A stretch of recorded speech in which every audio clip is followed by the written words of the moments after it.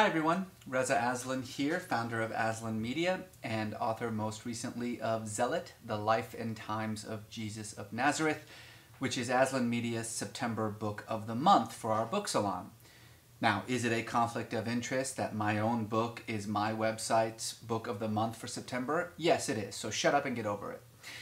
But usually what we do at this point is we have an interview with the author of our book of the month, but I thought instead of an interview, I would just spend a little time talking about this book, which has become such a source of controversy in large parts of the world, at the same time is becoming quite a hit. Now, obviously, there have been a number of attacks from fringe groups, right-wing groups, some conservative Christians and conservative Muslims, and indeed some conservative Jews who don't like the book for a whole host of reasons. There have been attacks on me as some sort of Muslim with a secret agenda to destroy Christianity, if only I had that kind of power. And of course, there have been mainstream attacks on my credentials, attacks that, interestingly enough, never occurred when I wrote about other religions, but all of a sudden come out now that I've written about Jesus. So I thought that I would just take a moment and break through all that clutter and speak to you about what this book is and is not about. Let me start with what it's not about.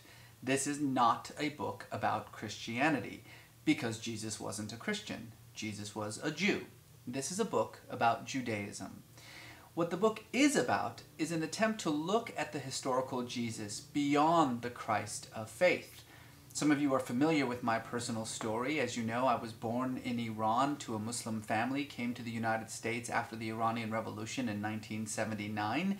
This was a time in which it was not the best idea to be either Muslim or Iranian, and so I did a pretty good job of hiding who I was, pretending to be Mexican for most of the early 80s. When I was in high school, I went to an evangelical youth camp with some friends, and there I heard the gospel story for the first time. This remarkable story about God who comes down to earth in the form of a human being, a form of a baby no less, and who ultimately dies for the sins of humanity.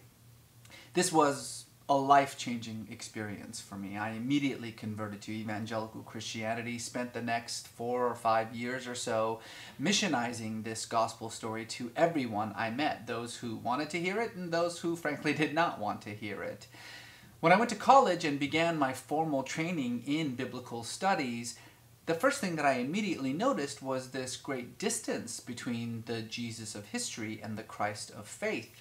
As a matter of fact, what I discovered was that the historical Jesus, this man who lived 2,000 years ago, who walked the earth and taught very specific things about the social ills of his time, confronted the religious and political powers of his day and age, and ultimately was arrested, tortured, and killed for his teachings.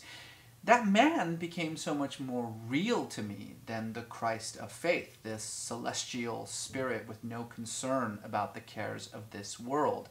And so while I left Christianity, I continued to study Jesus as a historical figure. 2 decades later, the result of that work is the book Zealot, The Life and Times of Jesus of Nazareth.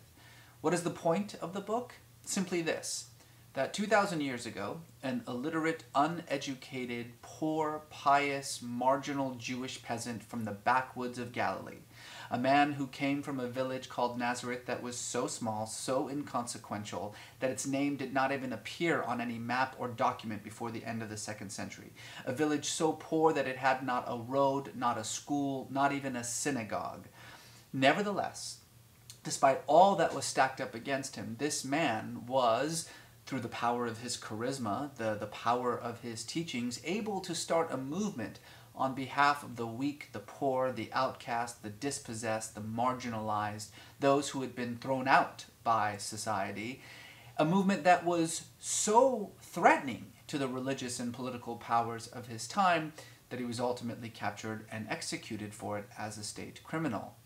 That Jesus, the troublemaker, the revolutionary, the rebel who defied the Roman state, is one that has been more or less lost because of all of the interpretations that have been thrust upon his story by Christians throughout the last 2,000 years. And it's my attempt to dig through those interpretations and try to get as close as we possibly can to the man himself. but also to explain how that man became the Christ that we know today. Now, obviously, when you're writing about religion, when you're writing about any religious figure, certainly one as beloved and well known as Jesus, you're bound to court controversy. And I don't mind the controversy that the book has elicited. I'm more than happy to engage in it. Indeed, it's what I do for a living. And really, what I want to do now is invite the Aslan Media community over these next 30 days of September, as I begin my book tour, to engage in that conversation with me. It will culminate on the 30th with a live chat that we'll do, that Aslan Media will host, where you can ask me questions directly and I will answer them. Stay tuned for more details about that. But in the meantime, feel free to email us at info@aslanmedia or email me directly at contact@rezaaslan.com.